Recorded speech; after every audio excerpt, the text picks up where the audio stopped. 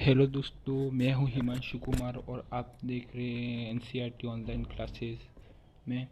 और हम देख रहे हैं क्लास 11 की इतिहास विषय को, जिसमें अध्ययन करेंगे पहले अध्याय को, जिसमें पहला अध्याय है समय की शुरुआत से।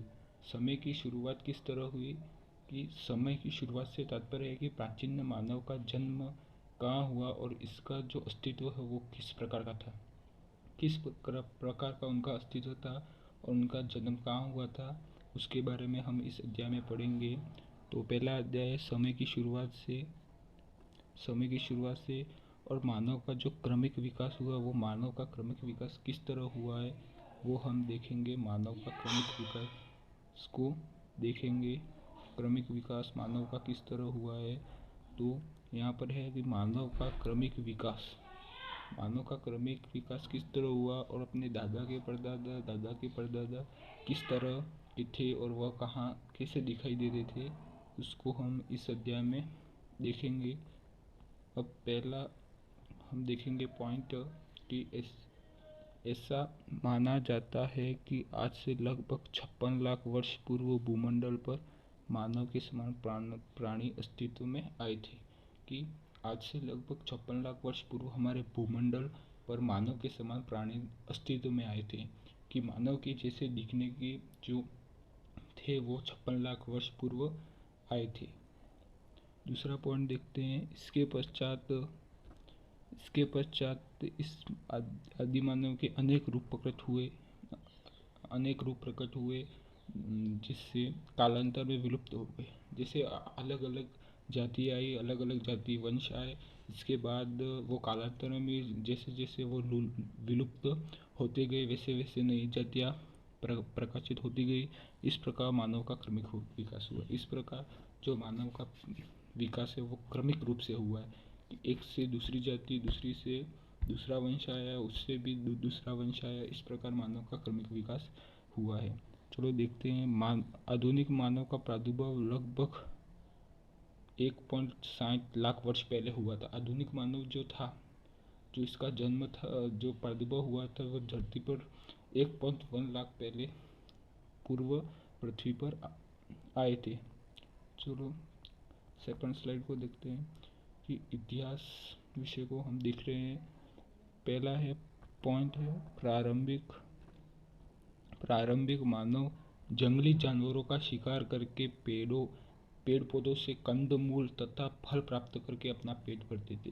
कि पेड़ों पर वो अपना कंद मूल फल वगैरह वो अपने भोजन के लिए वो प्राप्त करते थे और पेड़ पर भी वो निवास करते थे, जिसको हम आगे देखने वाले हैं। जो दूसरा पॉइंट देखते हैं। धीरे धीरे प्रारंभिक मानव ने पत्थरों को औजार बनाना, आपस में वार्तालाप करना भी सीख लिया था। कि वो धीरे धीरे पत्थर बनाना, आपस में वार्तालाप करने, भाषा का प्रयोग भी उस समय हो गया था। धीरे धीरे प्रारंभिक मानव पत्थरों का औजार बनाना, शिकार करना, इसके बाद जीवाश्म आपस में वार्तालाप करना, वो भी उन्होंने सीख लिया था। इसके बाद देखते हैं दूसरी स्लाइड की। अब हमारा यहाँ से चैप्टर शुरू होता है। यहाँ से प्रारंभिक मानव के इतिहास को समझने का जीवाश्म की खोज। ये जीवाश्म शब्द क्या है उसको भी हम देखेंगे। ये पत्थर के औजार, गुफाओं, चित्रकारी हमें सहयोग प्रदान करती है। कि जो पत्थर के औजार हैं, पत्थर पुरातात्विक स्थल में जो पत्थर के औजार मिले हैं, गुफाएं, विभिन्न प्रकार की गुफाओं में चित्रकारी की गई है, नक्काशी की गई है, और हमें इस सहयोग का प्रदान हमें इतिहास से मिलता है। चलो देखते हैं जीवाश्म किसे कहते हैं। ये परीक्षा के लिए बहुत महत्वपूर्ण है। जीवाश्म से क्या तात्पर्य है वो हम देखते हैं। जीवाश्म किसी बहुत पुराने पेड़ पौधों या पशु मानव के अवशेष होते हैं। कि जीवाश्म बहुत पुराने होते हैं, जो पेड़ पौधे, पशु और मानव के जो अवशेष होते हैं, हड्डियाँ होती है, जो एक पत्थर के रूप में बदलकर चट्टानों में समा जाते हैं। कि वो एक पत्थर, जो जीवाश्म है, हड्डियाँ हैं, वो एक पत्थर के रूप में समा जाती हैं, जिसे हम जीवाश्म कहते हैं। जीवाश्म किसे कहते हैं ये पता चल गया।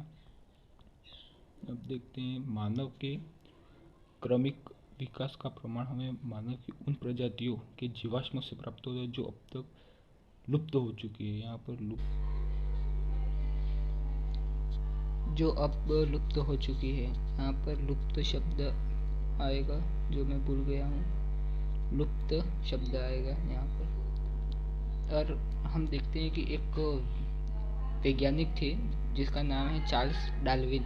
चार्ल्स डार्विन की जो पुस्तक थी, पुस्तक का नाम तो on the origin of species में चार्ल्स डार्विन ने बताया था कि मानव का विकास किस तरह हुआ और वे प्राचीन में बंदर की तरह या वानर की तरह थे, जिसमें मनुष्य की उत्पत्ति हुई है। वह प्राचीन बंदर की जैसे थे और इस पुस्तक में यह बताया गया है कि प्राचीन मानव बंदर की जैसे ही दिखते थे। और इसका जो ये पुस्तक है वो 24 नवंबर 1859 को प्रकाशित हुई। प्रकाशित होते ही 1859 में प्रकाशित होते ही 1250 जो बुक थी वो बिक गई थी और संस्करण में ये 1250 बुक बिक चुकी थी, जो on the origin of species में। ये पुस्तक ये इम्पोर्टेंट है कि पुस्तक का नाम चार्ल्स डार्विन द्वारा लिखी पुस्तक का नाम क्या है। तो ये प्रश्न परीक्षा में आ सकता है, तो आपको बताना है चार्ल्स तो on the origin of species.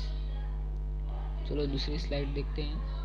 यहाँ पर है कि इस पुस्तक में डार्विन ने अपना मत प्रकट किया है कि मानव का विकास बहुत समय पहले जानवरों से हुआ। ये मैंने अभी देखा था। इस पुस्तक में डार्विन का मत प्रकट का विकास बहुत समय पहले जानवरों से हुआ, कि वह पहले कैसे से जानवर या बंदर या वानर के जैसे थे, जो अब कैसे अब मानव जैसे प्राणी न्यू लुक प्राप्त किया है। और इसका हमें साक्ष्य मिलता है, जो ये प्रमाण साक्ष्य मिलता है मानव प्रजाति किसे कहते हैं। प्रजाति का मतलब जिसमें प्रजाति में जीवों का एक ऐसा समूह होता है जिसके अंतर्गत नर और मादा मिलकर बच्चे पैदा कर सकते हैं और उनके बच्चे भी आगे प्रजनन कर यानी संतान उत्पन्न करने में असमर्थ होते हैं। एक प्रजाति विशेष के सदस्य दूसरी प्रजाति के सदस्यों से संभोग करके बच्चा पैदा नहीं कर सकते, इसको प्रजाति कहते हैं। प्रजाति शॉर्ट में बता देता हूँ कि प्रजाति जीवों का एक ऐसा समूह होता है जिसमें नर और मादा मिलकर बच्चे उत्पन्न करने की क्षमता रख सके, जिसे जीवाश्म कहते हैं। जीवाश्म नहीं, प्रजाति। और जीवाश्म किसे कहते हैं वो हम पढ़ेंगे आगे। जीवाश्म जो अत्यंत पुराने पेड़ पौधे जिसमें पत्थर के रूप में बदलकर चट्टानों में समा जाते हैं, वो देखेंगे कि इसकी जो प्रजाति जीवाश्मों की खोज से यह प्राप्त होता है कि यहाँ कहाँ से मिले हैं। तो जर्मन में एक स्थान था नियंदर घाटी, और एक व्यक्ति थे कार्ल फुटरोट जो थे स्थानीय विद्यालय, यहाँ जर्मन के स्थानीय विद्यालय के शरीर विज्ञान के इतिहासकार थे, शरीर विज्ञान के प्राकृतिक इतिहासज्ञ थे ये कार्ल फुटरोट जो थे वो। और इसमें क्या हुआ था कि वहाँ पर इसकी कहानी को हम समझेंगे कि एक जर्मन में एक चूना पत्थर की खान मिले थी और खाने थी जिसमें मजदूर काम करते थे और वहाँ के मजदूरों को एक खोपड़ी मिली थी, खोपड़ी के अवशेष मिले थे जिसमें कार्ल फुटरोट को कब मिले थे तो 1856 ईस्वी में मिले थे। अगस्त 1856 में एक खोपड़ी मिली थी जो उन मजदूरों ने जाकर कार्ल फुटरोट को दे दी और कार्ल फुटरोट ने बताया कि यह जो मस्तिष्क है वो काफ़ी पुराने कई वर्षों पहले के मानव के समान प्राणी का मस्तिष्क है जो अभी वर्तमान में ये नहीं है और ये वर्तमान में नहीं है। और इसको यह प्रकाशित किया था, इसमें शोध पत्र प्रकाशित किया था उन्होंने। और यह जानने के लिए उन्होंने जो ये पत्र था, ये जो खोपड़ी थी, वो एक दूसरे वैज्ञानिक थे, हरमन शाह हुसैन, एक दूसरे वैज्ञानिक थे हरमन शाह हुसैन, जिन्होंने बताया कि वो कौन थे। तो वो बॉन विश्वविद्यालय जो जर्मन में है, जो कहाँ है, जर्मन में है, जो जर्मन में है, वो जर्मन में है। और इस जर्मन में वो कौन थे, बॉन विश्वविद्यालय के संस्थापक थे। और वह शरीर रचना विज्ञान के प्रोफेसर थे, शरीर विज्ञान प्रोफेसर थे, जिसमें उन्होंने एक शोध पत्र जारी किया था। और उसमें उन्होंने बताया कि मानव की उत्पत्ति कई वर्षों पहले हुई है, और वो कैसे थे, वो बंदर के समान प्राणी ही थे, जो कई पहले लुप्त हो चुके हैं, वो अभी वर्तमान में नहीं है। और उन्होंने यह शोध पत्र जारी किया था। आगे देखते हैं कि अब वो जो शोध पत्र जारी, इसमें बताया कि वो काफ़ी पुरानी खोपड़ी है, जो अभी वर्तमान में यह मनुष्य नहीं है। और वो मनुष्य की जो पीढ़ियाँ थी, पहली, सेकंड, थर्ड, वो पीढ़ियों को उनका कुछ नाम भी होगा, और वो हम इस लेसन को देखेंगे। और पहला है हमारा आधुनिक मानव के पूर्वज, कि पूर्वज किस प्रकार के थे पहले, किस प्रकार के ये वर्तमान में अस्तित्व में आए। देखते हैं, पहला है हमारा मानव का क्रमिक विकास, किस तरह विकास हुआ। तो पहला मनुष्य प्राइमेट है। उसमें प्राइमेट वर्ग जाति का जो विकास कब हुआ, तो 360 लाख वर्ष पहले प्राइमेट नामक जाति का विकास हुआ। इसमें देखते हैं आगे, जब एशिया अफ्रीका में स्तनप्रायी प्राणियों में नामक एक श्रेणी का उद्भव हुआ। कैसे थे स्तनप्रायी प्राणियों, जब एशिया अफ्रीका में स्तनपायी प्राणियों के प्राइमेट नामक एक श्रेणी का उद्भव हुआ। ये इसका प्राइमेट जो था, प्राइमेट मानव था, उसका जो उद्भव है वो एशिया और अफ्रीका में स्तनप्रायी प्राणियों के एक प्राइमेट नामक श्रेणी में हुआ। तो आ जाए प्रश्न कि प्राइमेट नामक मानव कहाँ पर अस्तित्व में आए, तो एशिया और अफ्रीका में। देखते हैं आगे, एशिया और अफ्रीका में आए थे। अब देखते हैं प्रमुख विशेषता, और उनकी विशेषता है क्या क्या है। तो ये आप देख पा रहे हैं, ऐसे वो दिखाई देते थे प्राइमेट वर्ग या जाति कैसी दिखाई देती थी। अब इनकी विशेषता पढ़ते थे, वो कैसे कैसे दिखते थे। और परीक्षा में यह प्रश्न भी आता है कि तुलना का एक प्रश्न आता है कि प्राइमेट और होमिनिड को हम अगली ये देखेंगे, पहले ये पढ़ लेते हैं। और पहला है वो है, इनके शरीर पर बाल होते थे। आप देख पा रहे हैं, ये शरीर पर बाल ज़्यादा थे, इन पर जो शरीर पर बाल थे वो ज़्यादा थे। और इनका गर्भकाल उपेक्षित लंबा होता था, जो गर्भकाल था वो उपेक्षित लंबा होता था। ये बच्चों को जन्म देते थे, ये क्या करते थे, बच्चों को जन्म देते थे। और माताओं में बच्चों को दूध पिलाने की ग्रंथियाँ होती थी, कि माताओं को बच्चों का मतलब जो बच्चे होते थे बंदर, उनको जो ये ग्रंथियाँ होती थी वो उनको दूध पिला सकती थी। इन प्राणियों के दांत भिन्न भिन्न प्रकार के थे। इन प्राणियों के दांत कैसे थे, भिन्न भिन्न प्रकार के थे। अब देखते हैं आगे, इनकी विशेषता पढ़ ले, इनके दांत भिन्न भिन्न होते थे वो सब। अब दूसरा हमारे समान प्राणी आता है वो है होमिनिड। कौन है, पहला हमारा प्राइमेट, दूसरा गया होमिनिड।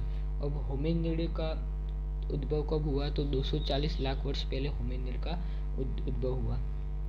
कितने प्रश्न आ सकता है कि होमिनिड मानव का उद्भव कब हुआ, तो लगभग 240 लाख वर्ष पहले हुआ था। अब देखते हैं यहाँ पर कि प्राइमेट श्रेणी एक उपसमूह के अंतर्गत, प्राइमेट श्रेणी के उपसमूह उत्पन्न हुआ, जिसमें होमिनिड कहते हैं। कि होमिनाइड किसे कहते हैं, तो प्राइमेट श्रेणी के एक उपसमूह उत्पन्न हुआ जिसमें होमिनाइड कहते हैं। होमिनाइड का उद्भव कब हुआ, इस उपसमूह में वानर यानी एप शामिल है। कौन शामिल है? वानर यानी एप शामिल है। जो ये होमिनिड, इसमें कौन शामिल है? तो वानर शामिल है, एप जिसे हम इंग्लिश में एप कहते हैं। तो होमिनिड का उद्भव कब हुआ है? 240 वर्ष पहले। ये प्रश्न आ सकता है। और एक नंबर का ये प्रश्न आ सकता है कि प्राइमेट श्रेणी में एक उपसमूह उत्पन्न हुआ। कि प्राइमेट जो हमने अभी नेक्स्ट में देखा था कि प्राइमेट श्रेणी में प्राइमेट जिसका उद्भव कब हुआ था? तो 360 लाख वर्ष पहले। अब इसमें क्या है? प्राइमेट श्रेणी एक उपसमूह उत्पन्न हुआ जिसमें होमिनाइड कहते हैं। इस उपसमूह में वानर यानी एप शामिल है। अब इसका साक्ष्य मिलता है हमें कि इस होमिनिड प्राणियों का जो साक्ष्य मिलता है वो अफ्रीका में मिलता है। आ जाए प्रश्न, होमिनाइड प्राणियों का जो साक्ष्य उद्भव का साक्ष्य मिलता है वो कहाँ मिलता है? तो वो मिलता है अफ्रीका में। कब मिलता है? तो लगभग 56 लाख वर्ष पहले। वो साक्ष्य कब मिला? तो लगभग 56 लाख वर्ष पहले यह साक्ष्य मिला था। और इसमें अंतर, ये होमिनाइड का उद्भव कब हुआ और साक्ष्य कब मिले थे, दोनों में अंतर है, ध्यान रखिएगा ये। चलो आगे देखते हैं उनकी। अब होमिनाइड की विशेषता देखते हैं। ये स्क्रीन पर आप देख रहे हैं होमिनाइड इस तरह के दिखाई देते थे। अब उनकी प्रमुख विशेषता क्या है वो देखते हैं। तो पहली विशेषता है इनका मस्तिष्क छोटा होता था। मस्तिष्क कैसा होता था? छोटा होता था। यह चारों पैरों के बल चलते थे, 4 पैरों के बल चलते थे। अनेक अगले दोनों लचकदार होते थे, दोनों पैर लचकदार होते थे। उनकी पूंछ होती थी। उनकी पूंछ अभी तक लुप्त नहीं हुई है, अभी तक उनकी पूंछ वर्तमान में अस्तित्व में थी। अब है 5वां है, औजार नहीं बना सकते थे। ये जो वानर थे वो औजार नहीं बना सकते थे, औजार नहीं बना सकते थे। और एक विशेषता यह भी है कि उन पर अभी भी बालों की अधिकता थी, बालों की वर्तमान अधिकता थी। ये 4 पैरों के बल चलते थे। ये है उनकी विशेषता।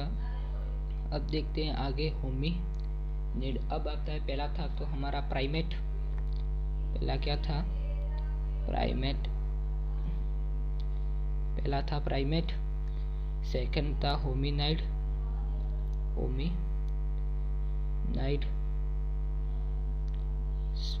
दूसरा था होमिनाइड और तीसरा है हमारा होमिनिड। अब देखते हैं होमिनिड का उद्भव कब हुआ। तो होमिनिड का उद्भव है वो 56 लाख वर्ष पहले हुआ। तो कहाँ हुआ ये भी प्रश्न पूछ सकते हैं। तो इसका उद्भव हुआ अफ्रीका में हुआ। कहाँ हुआ? अफ्रीका में। अफ्रीका में इसका उद्भव हुआ। अब देखते हैं होमिनिड। होमिनिडे नामक परिवार के सदस्य थे। किसके सदस्य थे? तो होमिनिडे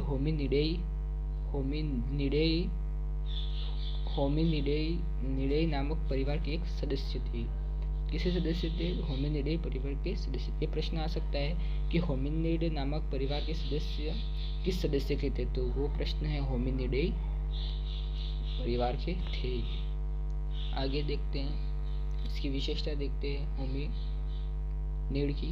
तो प्रमुख विशेषता यह है कि क्या है कि मस्तिष्क का आकार बड़ा था। अब धीरे धीरे ये मस्तिष्क का आकार उनका बड़ा होने लगा।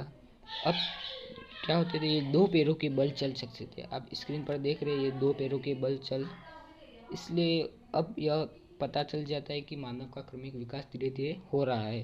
कि पहले वो वानर थे, फिर उससे 4 पैरों के बल चलने लगे, अब ये 2 पैरों के बल चलने लग गए हैं। अब देखते हैं तीसरा पॉइंट, 2 पैरों के बल चलना। वो 2 पैरों के बल चल सकते थे। पैरों के बल सीधे खड़े होने की क्षमता भी उनमें हो गई थी। अब हाथों की विशेष क्षमता जिसमें औजार बना सके। अब उनकी हाथों में उतनी क्षमता आ गई थी कि वो औजार बना सके, पेड़ पर चढ़कर फल आदि को तोड़ सके और खा सके, उनकी क्षमता यह होती थी। अब दूसरा है हमारा होमिनिड। अब होमिनिड को कई शाखाओं में बांटा है,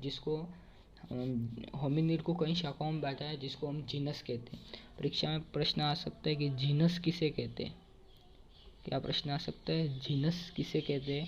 तो होमिनिड को कई शाखाओं में विभाजित किया जिससे जीनस कहते हैं। और जीनस का अर्थ पूछ सकता है तो इसका अर्थ है वंश। इसका अर्थ क्या है? वंश। या जाति से है। तो ये प्रश्न है। अब होमिनिड को दो भागों में बांटा है। दो प्रमुख भाग कौन कौन से? एक तो है आर्थ्रोलोपिथिकस और दूसरा है होमो। इस दो को बांटा है दो भागों में, आर्थ्रोलोपिथिकस और होमो दो भागों में बांटा है, जिसमें आर्थ्रोलोपिथिकस लैटिन प्लस यूनानी भाषा, कैसी भाषा थी? लैटिन प्लस यूनानी भाषा थी, और इसमें होमो शब्द का अर्थ कहाँ से लिए गए? तो लैटिन भाषा का शब्द है। ये किस भाषा का शब्द है? लैटिन भाषा का शब्द है, और ये दो भाषाओं को मिलकर बना है लैटिन प्लस यूनानी भाषा। अब देखते हैं, हम पहला देखते हैं आर्थ्रोलोपिथिकस, और बाद में नेक्स्ट वीडियो में हम होमो के बारे में पढ़ेंगे। तो पहला है आर्थ्रोलोपिथिकस को देखते हैं। आर्थ्रोलोपिथिकस देखते हैं कि आस्टल पर पिथिकस दो शब्द से मिलकर बना है आस्टेलोपिथिकस।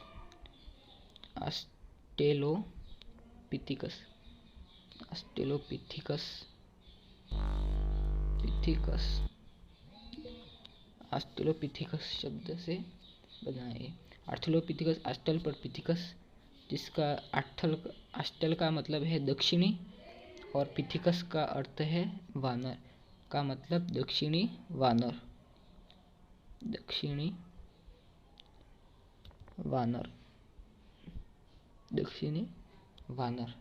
आर्थ्रोलोपिथिकस का अर्थ है दक्षिणी वानर। और ये प्रश्न आ रहा है, 1 नंबर का प्रश्न आपसे पूछ सकता है परीक्षा में कि हिंदी में जीनस शब्द के लिए वंश शब्द का प्रयोग किया जाता है। मैंने कहा था कि जीनस शब्द का अर्थ क्या है? तो यह है, जीनस शब्द का अर्थ है वो है वंश। क्या है? वंश शब्द है वो जीनस से है। अब देखते हैं नेक्स्ट इसके लक्षण देखते हैं आर्थ्रोलोपिथिकस के, कि ये किस तरह दिखाई देते हैं, उसके लक्षण कैसे। तो उनका जो मस्तिष्क होता था वो छोटा होता था। कैसा होता था? मस्तिष्क छोटा होता था। हाथों की सीमित क्षमता थी, हाथों की क्षमताएं वो सीमित होती थी। पिछले दांत बड़े होते थे, जो पिछले दांत थे वो बड़े होते थे। मस्तिष्क छोटा होता था उनका। अब सीधे खड़े होकर चलने की क्षमता उन्होंने हो गई थी। होमिनिड में भी एक आई आर्थ्रोलोपिथिकस, और आर्थ्रोलोपिथिकस में उनमें जो लक्षण थे उनमें हाथों की सीमित क्षमता थी, मस्तिष्क छोटा हो गया था, पिछले दांत बड़े हो गए थे, सीधे खड़े होकर चलने की क्षमता थी उनमें। अब देखते हैं, अब वो सीधे खड़े हो गए, अब वो शिकार करेंगे, धीरे धीरे वो शिकार करने की क्षमता करेंगे। अब वो विभिन्न प्रकार के औजार बनाएंगे। इसके बाद वो पेड़ों पर चढ़ना सीख जाएंगे, आदि ये चलना सीख जाएंगे। अब देखते हैं कि हड्डियों की रचना के आधार पर प्रारंभिक मानव के अवशेषों की विभिन्न प्रजातियां विभाजित किया गया। कि हड्डियों की रचना के आधार पर प्रारंभिक मानव के अवशेषों को विभिन्न प्रजातियों में विभाजित किया।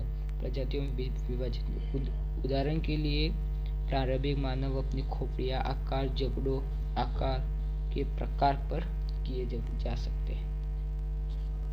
कि हड्डियों की रचना के आधार पर प्रारंभिक मानव के अवशेषों के लिए प्रारंभिक मानव अपनी खोपड़ियों के आकार और जबड़ों के आधार पर पृथक किया जा सकता है। कि जो खोपड़ियां होती थी उनका आकार जबड़ों के आधार पर अलग अलग पृथक किया जा सकता था। अब देखते हैं हम नेक्स्ट कि उनका जो साक्ष्य है वो कहाँ से मिलता है। तो हम देखते हैं कि लोतीनी तंजानिया के होमिनिड पदचिन्हों के जीवाश्म प्राप्त हुए, जिसमें क्या था, हादर इथोपिया से प्राप्त हड्डियों के जीवाश्म से यह पता चलता है कि तत्कालीन मानव दो पैरों पे चलने लगा था। कि वो जीवाश्म कहाँ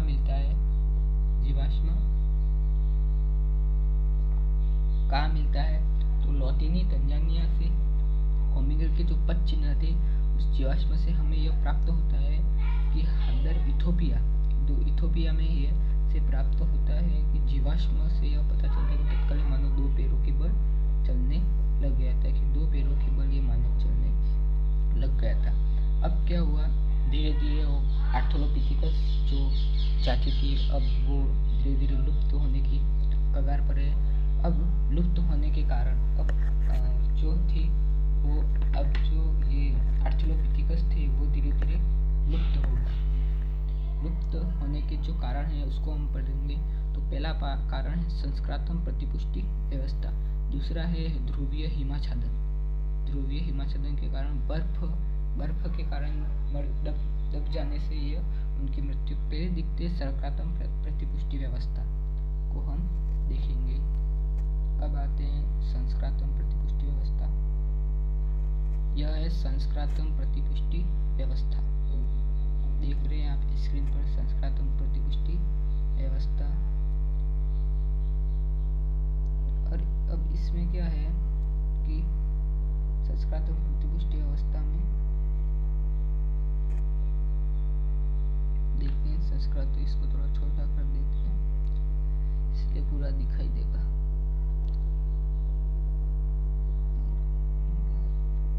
अब संस्क्रातम प्रतिपुष्टि व्यवस्था को देखते हैं कि इसमें क्या हुआ था, किसी बॉक्स के विशेष की ओर इंगित तीर के निशान में प्रभाव को बताते हैं जिनकी वजह से विशेषता विकसित हुई है। तो पहला है मस्तिष्क के आकार में उनकी क्षमता वृद्धि। जो मस्तिष्क का आकार था उसमें उनकी क्षमता की वृद्धि हो गई, धीरे धीरे उनकी वृद्धि होती गई। अब दूसरा देखते हैं, अब नीचे आते हैं तो यहाँ पर क्या है, आँखों से निगरानी, भोजन और शिकार की तलाश में लंबी दूरी तक चलना। आँखों से निगरानी वह करते थे और भोजन और शिकार की तलाश में वह लंबी दूरी तक चलते थे कि भोजन और अन्य किसी भी खाने की चीज़ें हैं उसको वह खाने के लिए और अपने भोजन के लिए, पेट भरने के लिए वो लंबी दूरी चलते थे और लंबी दूरी तय करते थे। अब दूसरा देखते हैं इसमें खड़े होकर चलना। अब खड़े होकर चलना भी उन्होंने सीख लिया था, खड़े होकर चलना। अब है खड़े होकर चलेंगे और औजार के इस्तेमाल के लिए बच्चों व चीज़ों को ले जाने में हाथों को मुक्त होना। मुक्त औजार के इस्तेमाल के लिए बच्चों व चीज़ों को ले जाने के लिए हाथों का मुक्त होना और औजार बनाना। पहला यह था कि आपको यह प्रश्न पूछ सकता है 6 नंबर में यह प्रश्न पूछ सकता है कि संस्क्रातम प्रतिपुष्टि व्यवस्था के बारे में वर्णन कीजिए। तो आपको यह डायग्राम आपको कॉपी में बना लेना। अब यहाँ पर नीचे देखते हैं क्या लिखा है, इस बॉक्स में दूर इंगित करने वाले तीर के निशान में यह बताते हैं कि बॉक्स में लगाए गए विकास क्रम के अनुसार अन्य क्रम प्रभावित हैं। अब हम इसमें पहला देख लिया संस्क्रातम प्रतिपुष्टि व्यवस्था और दूसरा है ध्रुवीय हिमाच्छादन। ध्रुवीय हिमाच्छादन में क्या हुआ था कि लगभग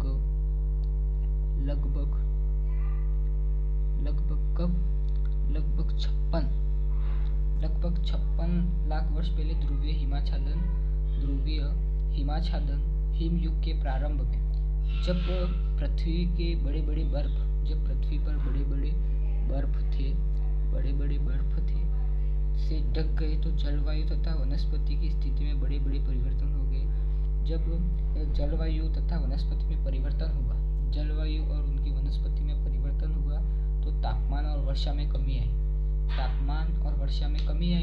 तापमान नहीं मिलेगा, पानी नहीं मिलेगा तो ये क्या हो गए, जंगल कम हो गए। इससे जंगल कम होने से घास के मैदानों के बड़े क्षेत्रफल बढ़ गया, जिसके परिणामस्वरूप आर्थ्रोपिथिकस के प्रारंभिक रूप धीरे धीरे लुप्त हो गए। आर्थ्रोपिथिकस थे वो लुप्त हो गए।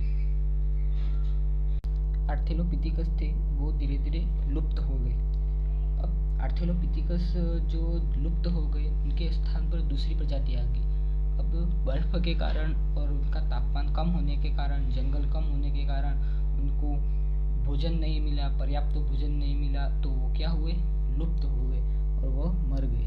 वह जाति लुप्त हो गई, अब लुप्त हो गई। कौन, आर्थ्रोपिथिकस जाति जो थी वो लुप्त हो गई। अब आर्थ्रोपिथिकस जाति लुप्त हो गई तो दूसरी जाति आई, कौन सी आई, होमो। हमने दो भागों में बांटा था, एक तो आर्थ्रोपिथिकस और होमो। जिसमें आर्थ्रोपिथेकस जाति लुप्त हो गई, जिसमें 2 कारण पड़े हमने, संस्क्रातोपुष्टिकर और ध्रुवीय हिमाच्छादन के कारण। अब होमो जो था, अब हम नेक्स्ट वीडियो में होमो के बारे में पढ़ेंगे। और धन्यवाद, आज इतना ही। नेक्स्ट वीडियो में हम देखेंगे होमो के बारे में और उनकी प्रजाति किस प्रकार विकसित हुई, इसके बारे में पढ़ेंगे। अब आज क्या क्या पढ़ा उसको रिवाइज कर देते हैं। चलो रिवाइज कर देते हैं। तो पहले पढ़ा हमने मानव का क्रमिक विकास किस प्रकार हुआ। इसके बाद देखते हैं, ये तो परिचय था, ये इसका परिचय था। इसके बारे में यहाँ से इतना परिचय था, ये परिचय था, इसको हमने देख लिया। परिचय के बारे में पढ़ा है, यहाँ से परिचय था। अब दूसरा हमने जीवाश्म पढ़ा, जीवाश्म किसे कहते हैं इसके बारे में पढ़ा डिटेल से। इसके बाद हमने जो बुक थी चार्ल्स डार्विन की on the origin of species, जो बुक थी उसमें इसमें हमने मानव की उत्पत्ति पहले किस प्रकार दिखते थे और किस प्रकार थे और अभी वर्तमान में कैसे हैं, इस तरह इस चार्ल्स डार्विन ने अपनी पुस्तक में देखा। और ये देखा उसमें शख्स जो थे कि वो प्रथम खोपड़ी थी वो कहाँ मिली, तो निएंडरथाल के जर्मन में फुलरोथ हर्सन ने वो खोपड़ी भेजी। इसकी कहानी पहले हमने आधुनिक मानव में एक प्राइमेट को पढ़ा। प्राइमेट के बाद दूसरा आता है, हमने उसकी विशेषताएं देख ली। इसके बाद आता होमिनिड आता है, इसको देखा। उसके